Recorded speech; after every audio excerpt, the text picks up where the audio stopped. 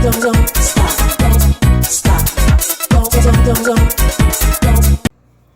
guys, how's everybody doing today? Today I'm going to show you how I make my version of healthier southern fried pork chops.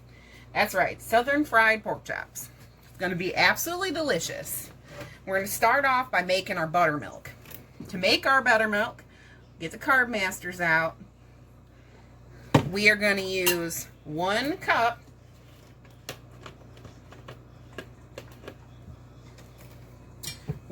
of the carbmaster. Let's put that in our bowl here.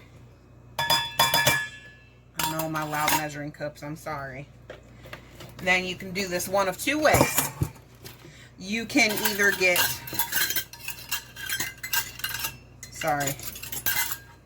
you can either get lemon juice, 1 tablespoon of lemon juice, or if you don't have lemon juice, you can get some vinegar.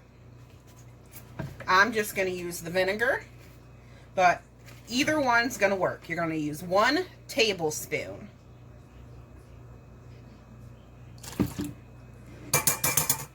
You're just going to put that in there.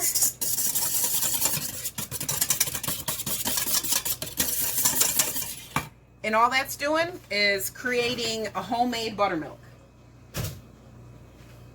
So we just made buttermilk for 1 point. If you look up buttermilk up in your Weight Watcher app, it's definitely not 1 point for 1 cup.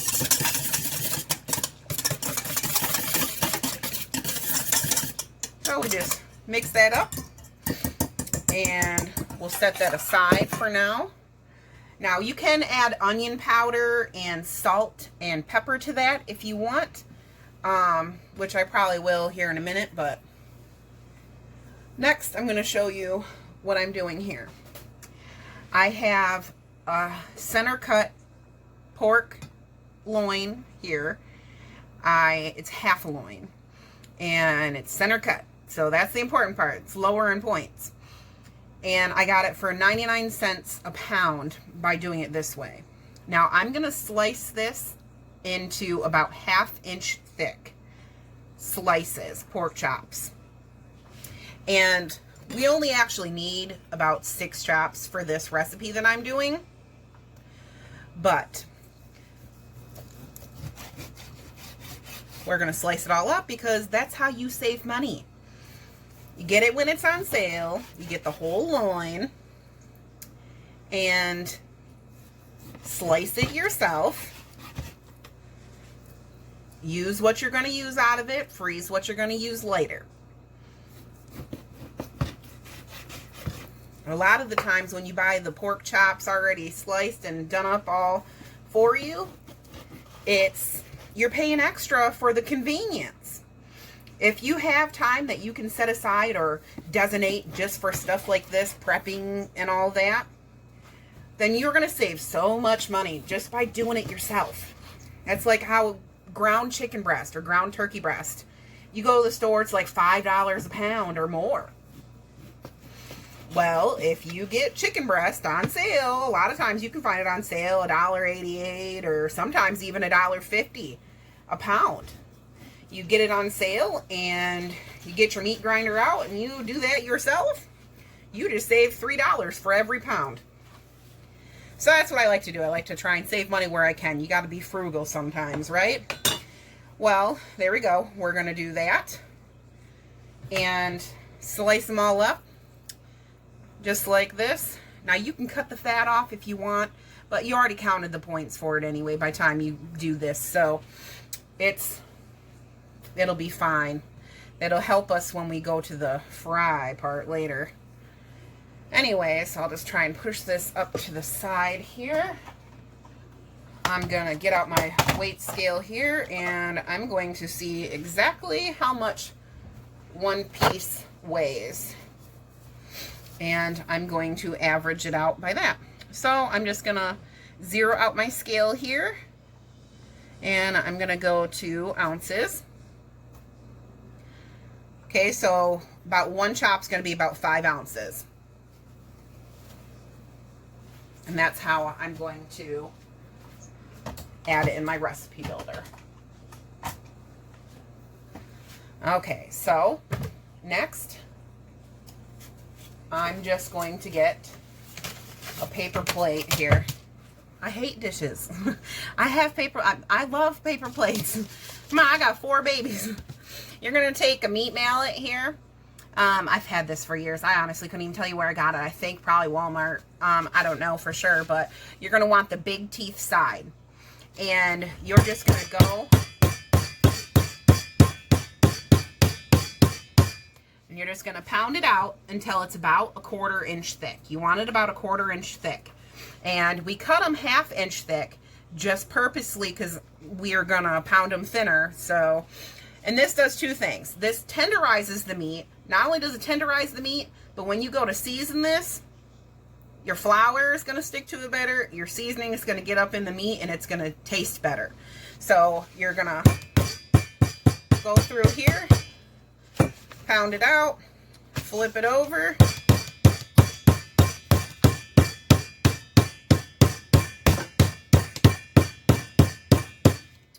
And just do your 6 chops up just like that. I'm going to pause it. I'm going to get all the rest of them done and I'll come back with the next step. All right, guys, I got my 6 chops. Well, I ended up making probably about 10 chops, but we only need 6 for this recipe. So I pounded out all 6 of my chops with the meat mallet on the big spike side. And I'm just going to add a little bit of onion powder.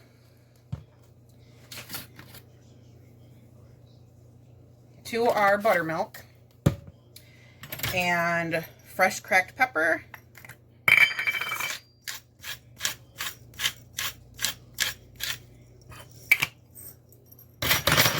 And some pink Himalayan salt, just because that's the salt I use. You can use whatever salt you guys use, but the pink Himalayan is what I have at my house. And then we're going to take our 6 chops. Well, here. Do a little mixy first. We're going to take our 6 chops and we're just going to soak them in the buttermilk. Now it's going to do 2 things. It's going to tenderize the meat. Whoops, try not to splash it all over your counter. It's going to tenderize the meat. And it is also going to give it flavor. And it's going to give the pork chops the flour. It's going to give the flour that we're going to use something to stick to. So you just want to get all of your chops in that buttermilk mixture. And then you're going to put this in the fridge. And you're going to let this sit for at least an hour in the refrigerator before you use it. So there's that. We're going to put it in the refrigerator for 1 hour and we'll come back when I'm ready to do the next step. All right, guys. Just wanted to show you real quick in my bowl here while I got the pork chops in the refrigerator marinating and sitting. I got 1/2 cup of my carbquik here. So I got 1/2 cup of that. I have onion powder, garlic powder, salt, pepper, and a little bit of celery salt. And just want to mix it up here a little bit. You can sift it if you want to sift it as well. But I usually just take a whisk or a fork or whatever and mix it up. And this is what we're going to dip our pork chops in as soon as they get done marinating. All right, guys, I'm back. The pork chops have been sitting in my buttermilk mixture for about an hour now, probably a little over an hour actually. And I think earlier I said 1 tablespoon of vinegar for the 1 cup of milk. It is actually 2 tablespoons of vinegar per the 1 cup of milk. So it's 1 tablespoon for every 1/2 cup. So we're just going to take our flour mixture here. I got a piece of parchment paper on my counter over here next to it. And we are just going to press the pork chops down into the flour just to get it all coated. And flip it, do the same thing. Just want to get a nice little mixture coating. And then we're just gonna lay that down. Do one more and show you, but I'm sure you get the drift here. And get our chop, lay it down, and just kind of press it into the flour is all I do. Then shaky, shaky, and flip it around if it agrees with you. There we go. And just press down. There we go. And I'm just going to keep going like this until all 6 of my chops are breaded and coated. This mixture, flour mixture, will do about 4 to 6. And then when you're putting it on your parchment paper, you don't want to stack them on top of each other. You want them in a single layer. If you have to stack them up on top of each other, make sure you put another piece of parchment paper on top in between each layer. So I'm going to keep breading, and then I'll come back and show you with the next step. Okay, so I got all of my chops breaded here, and I got them on a parchment paper, and I'm actually doing a double batch. So I got 2 layers. I got a total of 10 chops here, but my chops are relatively big. So I was able to bread 5 chops with the 1 batch of flour that I'd mentioned earlier, the ½ cup of carbquik in the seasoning. So I'm going to get my pan heated up here, and I'll show you how I do that. I start off by getting this butter cooking spray, and you spray your pan liberally. You want it to be at medium heat, and you want to make sure your pan is nice and preheated when you go to put this in. Now, after you get these breaded, you do want them to sit on the parchment paper probably about 10-15 minutes before you start frying. But by time you bread, oh, there's my oven. By time you bread your chops, the first one will be ready for you to fry. So let me get it all set up here, and I'll show you how I do it. Okay, so now I got my pan preheated here, and, well, about preheated. I got my chopped at medium heat. I just wanted to tell you real quick. Now, this flour is what I got left after breading it.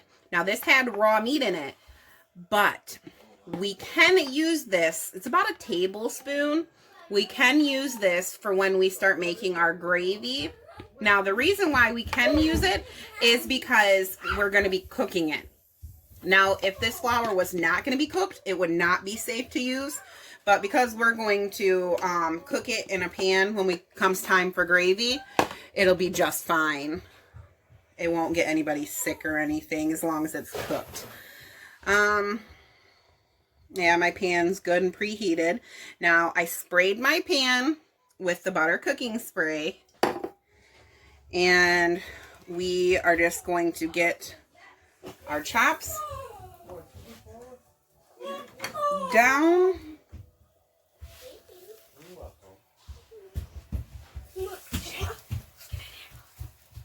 And my babies are coming in, sorry. We're just going to lay it down like that. And then once you get it in your pan, you want to take your butter spray And you're just going to lightly spray the top of the chops. And just for a little extra flavor, I spray a couple sprays of the I Can't Believe It's Not Butter across them as well. And what this is doing is it's giving it the fried flavor without the fried points. So it's going to fry it, but you won't have all the extra points from it. You're going to want to cook it for probably about 5 to 7 minutes on each side to fully cook the pork itself. You want to try to not move it as much as you can. But I mean, it's okay to flip it and check it. But what I normally do is I try not to move it. I try to leave it alone and let it do its thing. But when I think it's about time, I just grab my tongs or something, go like that, kind of look at it and see how brown it is, because you want it to be a golden brown before you flip it. So I'm just going to let that cook, and when it's ready to flip, I will come back and I'll show you what it looks like. Alright, I forgot the plate. But I just flipped them. I got my pan just a little bit too high, so I turned it down just a little bit more. But you want it on a medium heat. You want it to cook low and slow. Whenever you're cooking meat, you want it to be low and slow, just because that helps keep the meat tender and more juicy. It doesn't dry it out as quick. I'm going to get a second pan going here so I can get all these chops finished, but we're just going to keep cooking them up about 5 minutes on each side. 5 to 7 minutes until they're done. And then I'll come back and show you how I do the gravy. This is about the color that you want them. My second pan here turned out perfect. You can hear it sizzling. I just flipped them. Alright, I got my last one frying up in the pan here, and I just wanted to come on here and tell you that as you're cooking them, just put a cookie sheet in the oven, and as you're cooking them, just put them in the oven on the cookie sheet. That way they stay warm, and they'll stay crispy that way. If you put them, on like a baking rack or a cookie rack, it'll stay crispier that way.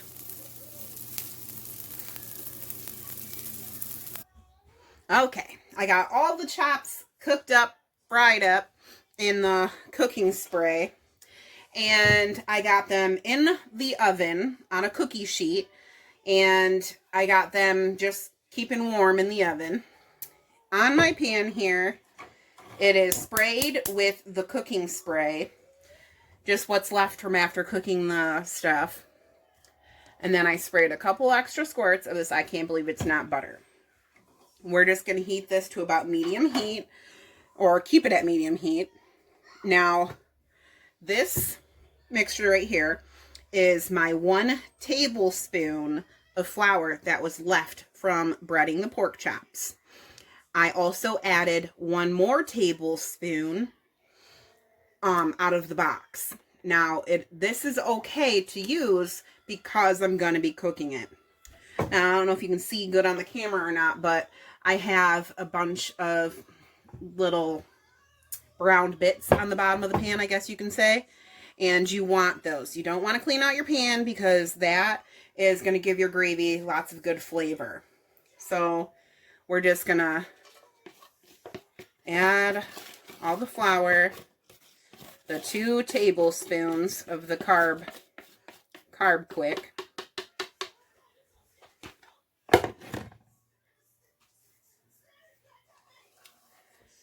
And we are just going to soak up all of the butter spray and the oil from the cooking spray and the brown bits on the bottom.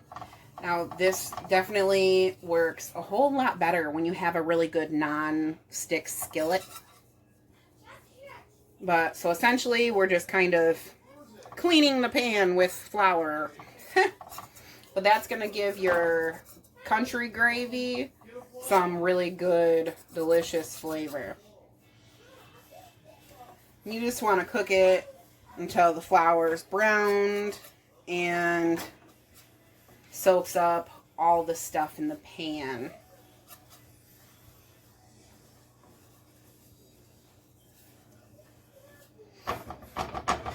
And that looks good to me.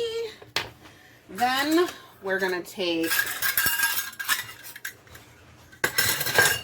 our carbmaster milk that I forgot to take out of the refrigerator. We're just going to take our carbmaster milk. We're going to turn the heat up just a little bit. You want it to like a medium-high-ish range. And so we got 2 tablespoons of flour in there. We cooked it. Now we're going to add 1 cup of our carbmaster milk. And you're just going to add that in there. Now, if you wanted to, you could also use any leftover buttermilk marinade. If you wanted to, you can also use any leftover buttermilk marinade that you may have from the pork chops earlier. And it's okay because you're going to be cooking it. As long as you had it in the refrigerator or somewhere cool to not spoil while you're cooking everything else. Now, I'm not going to use it. I'm just using my 1 cup I just poured fresh. But if you're on a really tight budget or just didn't have any more or something, you can use 1 cup of water, or you can use the marinade.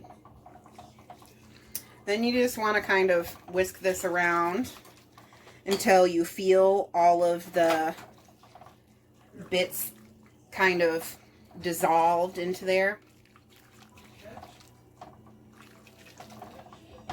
You just want to keep whisking it. Now, although we do have salt and pepper and seasoning and everything from the flour and our pan from where we cooked, we are going to add fresh cracked black pepper. Country gravy has a lot of fresh cracked pepper, black pepper. And that's just the way I like it. So we're just going to keep mixing this and bring it to a boil. And once you bring it to a boil, it's going to thicken as it cools. And this gravy we're going to pour over each of the southern fried pork chops as we put them on our plate.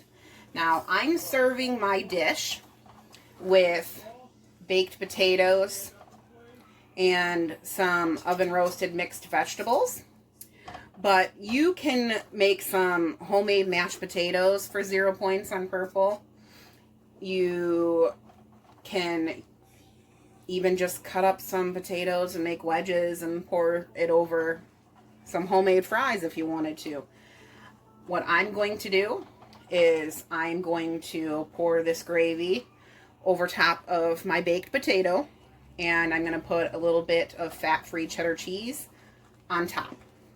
And then I'm going to put some of this gravy on top of the pork as well. So, for this gravy and the pork chops and the mixed vegetables I'm going to be serving it with and the baked potato, my whole dinner is going to be 4 points. And the only points, now this has come to a boil, so I'm going to turn the heat off. And I'm going to just continue to whisk.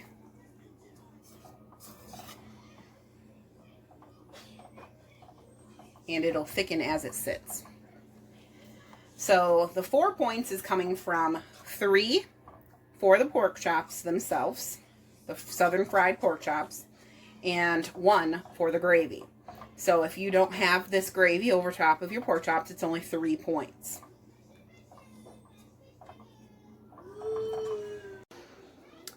Here we go, guys. Here's the finished product.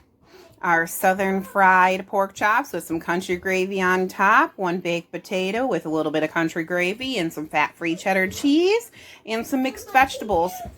This whole plate on purple is 4 points. 3 for the pork chop, 1 for the gravy. Right here. I hope you guys all enjoy my videos. Please like, comment, and subscribe for more. Have a wonderful day. Stop. Stop. Stop. Stop.